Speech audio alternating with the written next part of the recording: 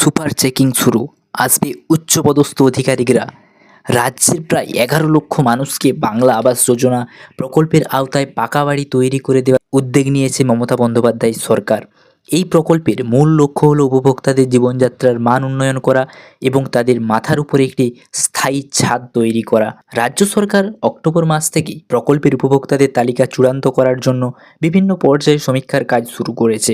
প্রাথমিক সমীক্ষা রাজ্যের প্রায় ২০% আবেদনকারীর নাম বাদ পড়ে। তবে মুখ্যমন্ত্রী মমতা বন্দ্যোপাধ্যায় নিজেই এই বিষয়ে মানবিক দৃষ্টিভঙ্গি গ্রহণ করে বাদ যাওয়া নামগুলোকে পুনর্মূল্যায়নের নির্দেশ দিয়েছেন। এর ফলে বাদ যাওয়া আবেদনকারীদের প্রকৃত যোগ্যতা যাচাইয়ের জন্য নতুন করে সুপার চেকিং নামের একটি বিশেষ সমীক্ষার ব্যবস্থা করেছে। এই সুপার চেকিং প্রক্রিয়া আগামীকাল থেকেই শুরু হবে, যাতে রাজ্যের জেলাশাসক, পুলিশ সুপার, অতিরিক্ত জেলাশাসক এবং মহকুমা শাসক সহ উচ্চপদস্থ অধিকারিকরা অংশ নেবেন। এই বিশেষ সমীক্ষার মূল লক্ষ্য হলো নিশ্চিত করা যে প্রকৃত উপভোক্তারা যেন তালিকা থেকে বাদ না পড়ে যায়।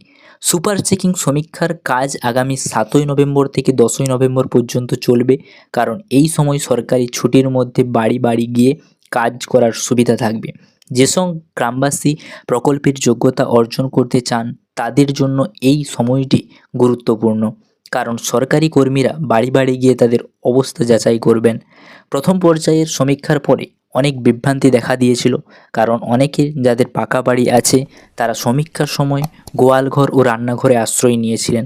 এই ধরনের পাকা বাড়ির মালিকদের নাম এই সুপার চেকিং প্রক্রিয়ার মাধ্যমে তালিকা থেকে বাদ দেওয়া হবে। অর্থাৎ এখান থেকে তোমরা বুঝতেই পারছো, তোমাদের যদি পাকা বাড়ি থাকে এবং তোমরা যদি চালাকি করে কোনো গোয়ালঘর বা কোনো ভাঙা বাড়িতে থাকো, তো সেই বাড়িটা যদি দেখাও যে এটা আমার বাড়ি, তাছাড়াও তোমার যদি একটা আলাদাভাবে পাকা বাড়ি থাকে, সুপার চেকিংয়ের মাধ্যমে কিন্তু এটা ধরা হয়ে যাবে। তারপরে তুমি এখান থেকে বাদ পড়ে যাবে। সরকার স্পষ্ট করেছে যে কোনো সুপারিশ বা বিশেষ অনুরোধের ভিত্তিতে তালিকা প্রস্তুত করা হবে না, বরং প্রকৃত উপভোক্তাদেরই প্রকল্পের সুবিধা প্রদান করা হবে। অর্থাৎ যাদের একবারে বাড়ি নেই, যারা সত্যিই খুব গরিব, ভাঙা ছাদের নিচে আছে, তাদেরকে কিন্তু বাড়িটা দেবে। পাশাপাশি নতুন তালিকাও তৈরি হচ্ছে না, বরং পুরনো তালিকার ভিত্তিতে যাচাই বাছাই করা হচ্ছে। তবে যেসব মানুষ মুখ্যমন্ত্রী প্রকল্পে সরাসরি আবেদন করেছিলেন তাদের তালিকাও কিন্তু যাচাই করা হবে। এছাড়া প্রশাসনের পক্ষ থেকে জানানো হয়েছে যে নভেম্বর মাসের মধ্যে প্রাথমিক তালিকা তৈরি হয়ে গেলে গ্রামের সাধারণ মানুষ সেই যাচাইয়ের কাজে অংশ নিতে পারবেন। প্রশাসন ব্লক অফিস, মহকুমা অফিস এবং জেলাশাসকের অফিসের প্রাথমিক তালিকা টাঙাবে। এই তালিকা ২১শে নভেম্বর থেকে ২৭শে নভেম্বর পর্যন্ত টাঙানো থাকবে এবং কেউ যদি মনে করেন যে কোনো অযোগ্য ব্যক্তি তালিকার স্থান পেয়েছে, তবে তারা প্রশাসনের কাছে অভিযোগ জানাতে পারবেন।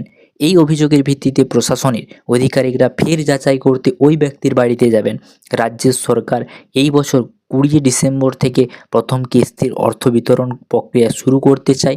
এই দ্রুততায় যেন ভুল না হয় সেজন্য প্রশাসন সঠিক তালিকা তৈরির জন্য পরিশ্রম করে চলছে। অর্থাৎ বন্ধুরা, বুঝতেই পারছো, তোমাদের কিন্তু আবাস যোজনায় তোমাদের যদি সত্যি খুব অবস্থা খারাপ হয়ে থাকে, এখানে আবেদন করো। সুপার চেকিংয়ের মাধ্যমে কিন্তু তোমাদের এখানে টাকাটা তোমরা পেয়ে যাবে এবং বাড়ি করার সুযোগ সুবিধাও পেয়ে যাবে। আশা করি আজকের এই ভিডিওটা খুব ভালোভাবে বুঝতে পারলে। পরবর্তীকালে আরও নতুন নতুন ইনফরমেশন পেতে অবশ্যই চ্যানেলটাকে সাবস্ক্রাইব করে রাখবে। Thanks for watching. S M education family. জয় হিন্দ।